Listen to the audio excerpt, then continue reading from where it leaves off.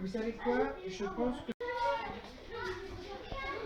Oh, la tortue de mer, elle bouge partout. Elle est trop belle. On laisse la photo. Ouais. Elle est où, la monsieur?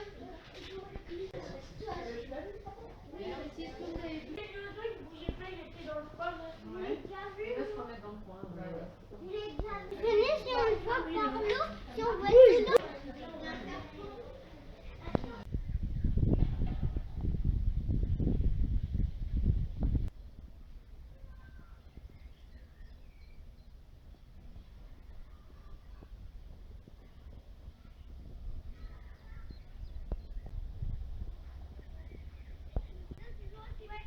On suit tous Zora. Zora, prends ton temps. Amène-nous au bon endroit, c'est le principal.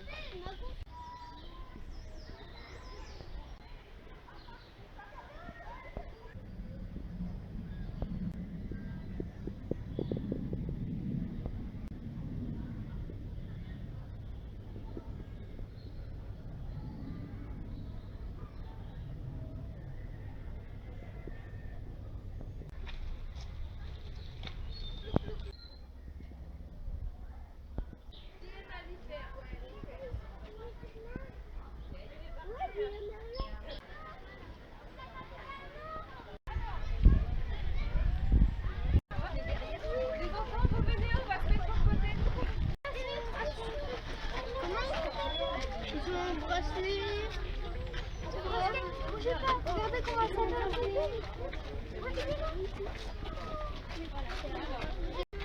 Soit des oiseaux. Effectivement, Arnaud, ce n'est pas un pingouin. Non, c'est un manchot. Regarde bien, tu as beau faire.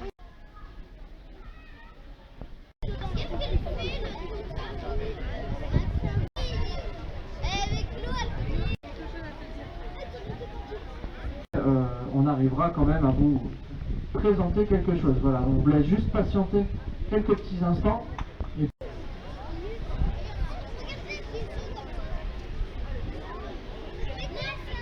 Donc c'est bon, on a pu rentrer notre dernière femelle. Bon, malheureusement, le mâle, lui, pour le coup, c'est mort. On ne pourra pas rentrer là, il est dans une période où c'est un petit peu compliqué.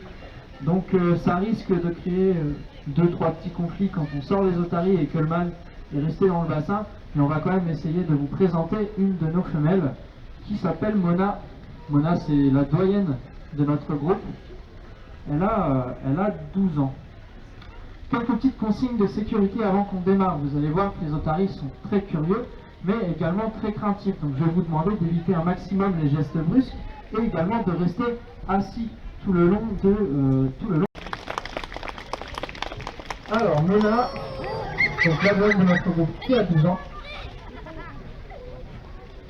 est une otarie de Californie. L'otarie de Californie, comme son nom l'indique, on va la retrouver sur les côtes californiennes, les côtes états-uniennes de l'ouest des États-Unis, mais pas uniquement. Si on reprend la répartition générale de l'otarie de Californie, on va la retrouver des côtes mexicaines et on va remonter jusqu'au Canada pour la retrouver dans la nature. Et là, puisque Mona est avec nous, on va pouvoir en profiter. J'ai une première question que je vais pouvoir vous poser, les enfants. D'après vous, quand on voit Mona d'un petit peu plus près, est-ce que d'après vous on a affaire à un reptile? Est-ce qu'elle fait partie de la famille des crocodiles, des tortues? Non, elle ne fait pas partie des reptiles. Et pour reconnaître un mammifère, les enfants, il y a différents il y a différentes choses, on peut même se servir de notre propre corps puisque nous sommes des mammifères. Et la première chose qu'on va essayer de vous montrer avec Mona, c'est le fait d'avoir des poils. Donc chez les otaries, le poil il est très court, il est plutôt sombre, et il est constamment mouillé forcément, comme elles sont tout le temps dans l'eau. On a l'impression qu'elles sont toutes lisses, mais quand on va à rebrousse-poil, comme essaie de le faire Julie, eh bien on le voit cette fois-ci apparaître. Et puis après, si vous avez la chance en été, quand il fait beau, de les voir un petit peu se prélasser sur le ponton ou ce genre de choses, vous aurez peut-être la chance de les voir sèches. Et là, bah, les couleurs changent totalement, elles sont beaucoup plus claires. Et c'est c'est très très beau. Une autre chose qui va permettre de reconnaître les mammifères, c'est quelque chose, c'est un caractère qui sera spécifique aux femelles. Donc aux femelles chez les filles, les enfants du coup. Les filles chez les mammifères vont donner le lait aux petits. Et pour donner le lait aux petits, et bien pour ça, elles ont des mamelles très sombres de l'otarie. Et puis ce sont des mamelles qui sont entre guillemets internes, c'est-à-dire qu'il n'y a pas de tétons qui vont ressortir, il y a juste un trou où le petit en fait va aller pousser dessus avec son museau pour faire ressortir le lait et s'en nourrir. Il faut savoir que chez les mâles c'est pareil, on retrouve également ces quatre mamelles, c'est simplement qu'elles ne sont pas fonctionnelles, tout simplement. Et il y a une dernière chose qui va permettre de reconnaître un mammifère, c'est le fait d'avoir 4 pattes. Alors nous on a également 4 pattes, hein, c'est juste qu'on va appeler ça, on a 2 bras, on a 2 jambes, ça fait 4 pattes. Chez les otaries c'est pareil, c'est juste qu'on va parler de flippers. Comme on sera ressorti de l'eau, on essaiera de vous montrer ces petits flippers. Alors on a 2 gros flippers à l'avant, hop là, et on a 2 petits flippers à l'arrière. On va essayer de montrer là-bas. Et donc en France, et qui fait aujourd'hui la réputation de la bête somme. Est-ce que tout le monde voit de qui je parle? Le phoque, exactement, je l'ai entendu. Le phoque et l'otarie sont bel et bien cousins, et ça se voit puisqu'elles se ressemblent énormément. Elles se ressemblent tellement que c'est à s'y méprendre, on n'arrive pas toujours à faire la différence. Mais différentes choses vont nous permettre de faire bien justement cette différence. Quand on regarde Mona d'un petit peu plus près au niveau du visage, et plus particulièrement au niveau des oreilles, vous allez voir chez les otaries un petit bout de peau ressortir. Donc ce petit bout de peau, c'est tout simplement le pavillon externe de l'oreille. C'est comme nous, on a un pavillon externe, là où les phoques, eux, n'ont pas ce pavillon externe. Ils auront juste un trou au niveau des oreilles. Alors à ne pas faire l'erreur, hein, les phoques ont bel et bien des oreilles, ils entendent bel et bien, c'est juste que l'oreille, elle est interne. Et donc petit moyen mémotechnique, quand vous entendez otarie, ça commence par un O, oreille, ça commence par un O, et bien c'est comme ça qu'on peut faire le rapprochement et se souvenir du fait que l'otarie a ces petits bouts de peau qui ressortent. Et donc, une autre chose qui va permettre de faire la différence, alors ça c'est pas quelque chose que vous verrez spontanément quand on en voit dans la nature ou ce genre de choses, mais ça se passe au niveau de la dentition.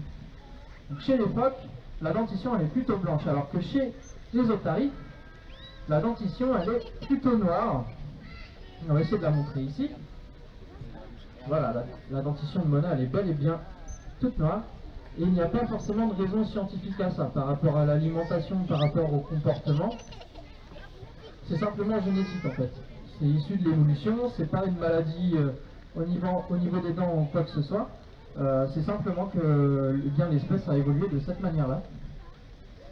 Et il existe une toute dernière chose qui nous permet de faire la différence, et cette fois-ci c'est au niveau eh bien, de la facilité à se déplacer sur Terre.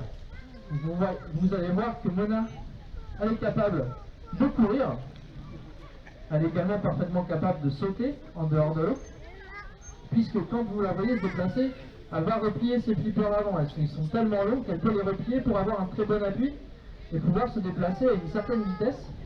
Là où les phoques, eux, eh bien, ils ne sont pas aussi agiles en dehors de l'eau, ils ont des pattes beaucoup plus courtes, beaucoup plus rapprochées du corps, et ils vont entre guillemets se déplacer comme de grosses limaces. Voilà, on peut applaudir Mona pour son petit numéro de clou. Déboussoler les prédateurs qui vont essayer de l'attraper par le dessous, le fait de partir dans tous les sens. Alors il faut vraiment s'imaginer que dans la nature ce serait un groupe de 10, 20 otaries qui sautent comme ça dans tous les sens, et ça c'est quelque chose qui peut être très perturbant pour le requin ou l'orque. Et toutes ces choses-là, toutes ces techniques de survie, ce sont des choses qui sont apprises aux otaries depuis leur plus jeune âge. Puisque ce sont des animaux qui sont sociaux, qui vivent dans des groupes sociaux. Et à la base d'un groupe d'otaries, on va généralement retrouver un mâle dominant, donc comme ce qu'on a vu dans le bassin tout à l'heure. Ce mâle dominant va s'entourer de différentes femelles et constituer ce que l'on appelle un harem. Donc ça va être la base du groupe. Ensuite, avec le mâle et les différentes femelles, il va y avoir des différentes reproductions, il va y avoir différents petits. Le groupe va s'étoffer de plus en plus et on va parfois dépasser des colonies de plus d'une centaine d'individus. Donc ça fait beaucoup. Et qui dit animaux sociaux dit également communication. Vous allez voir, la voix de Mona va peut-être vous rappeler un animal que vous avez chez vous. On va essayer de deviner.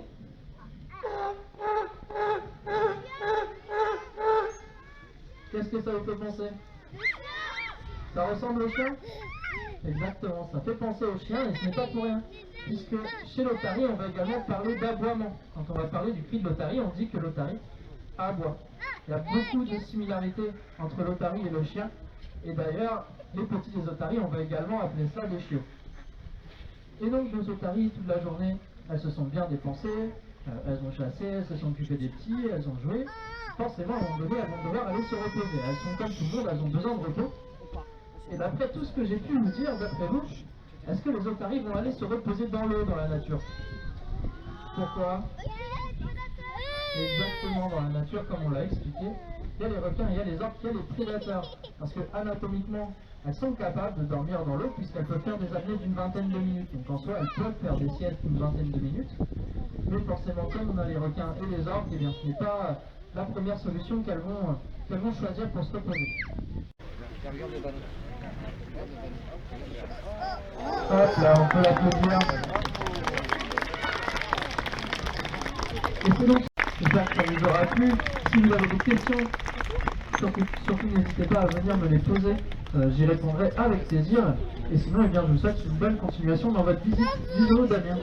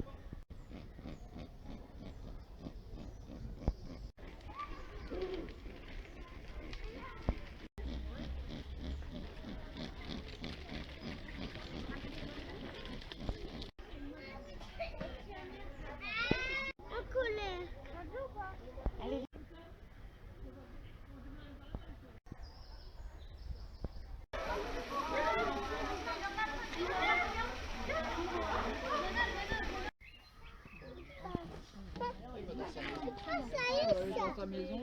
Il est dans sa maison. Oh non.